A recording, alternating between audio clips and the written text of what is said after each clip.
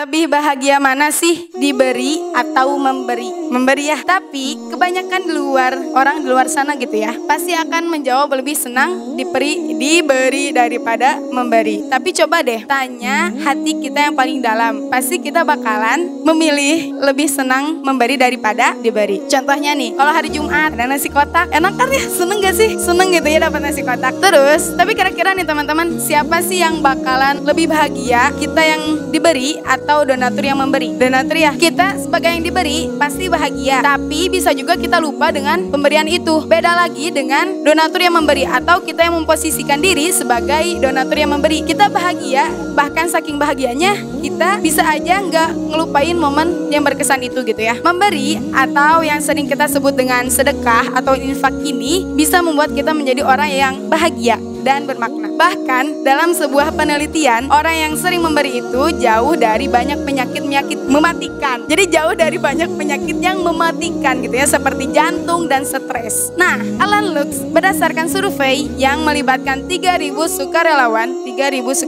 menyimpulkan bahwa menolong orang lain dapat mengurangi sakit, mengurangi stres, meningkatkan hormon endorfin dan meningkatkan kesehatan. Tapi ada yang punya alasan nih. Nanti kalau banyak sedekah habis dong uangnya misalnya. Atau mau sedekah tapi lagi nggak punya uang nih. Atau mau bantuin orang tapi ini tuh uang jajan terakhir misalkan. Dan masih banyak alasan lainnya.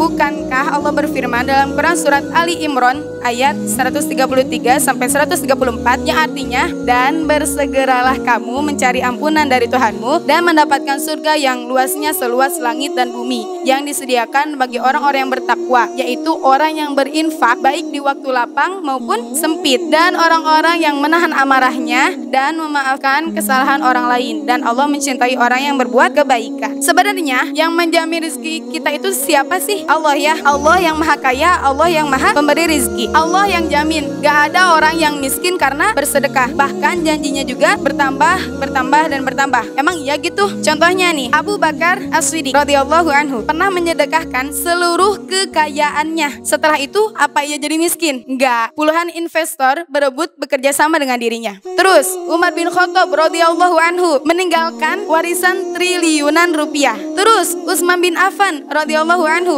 mewariskan properti sepanjang wilayah Aris dan Khaybar senilai triliunan rupiah. Terus Abdurrahman bin Auf radhiyallahu anhu yang pernah sedekah miliaran rupiah. Jangankan itu ya, Nabi Muhammad SAW yang menyedekahkan seluruh hartanya, jiwa dan raganya, bahkan nyawanya. Apakah ia jatuh miskin? Enggak teman-teman, karena pengembalian dari sedekah kita itu bukan soal harta, tapi juga tentang kesehatan, tentang nikmatnya bahagia gitu ya, dan masih banyak yang lainnya. Banyak banget firman Allah yang menjelaskan tentang rezeki ini. Di antaranya ada di Quran surat Fatir ayat 29 sampai 30 yang artinya, sesungguhnya orang-orang yang selalu membaca kitab Allah dan melaksanakan sholat dan menginfakkan sebagian rezeki yang kami anugerahkan kepadanya dengan diam-diam dan terang-terangan, mereka itu mengharapkan perdagangan yang tidak akan rugi, agar Allah menyempurnakan pahalanya kepada mereka dan menambah karunia-Nya. Sungguh Allah Maha Pengampun, Maha Mensyukuri. Terus Quran surat Ar-Rum ayat 38 sampai 40. Terus ada juga di Quran surat Az-Zumar ayat 52. Setelah membaca ayat-ayat yang tadi gitu ya, setelah memahami, jangan sampai kita jadi orang yang merugi gitu ya, seperti yang terdapat dalam firman Allah dalam Quran surat Al-Munafikun ayat 10 yang artinya itu, dan infakkanlah sebagian dari apa yang telah kami berikan kepadamu sebelum kematian datang kepada salah seorang di antara kamu. Lalu dia berkata menyesali, ya Tuhanku, sekiranya kau berkenan menunda kematianku sedikit waktu lagi, maka aku dapat bersedekah dan aku akan termasuk orang-orang yang soleh. Teman-teman, kita udah tahu ya maksudnya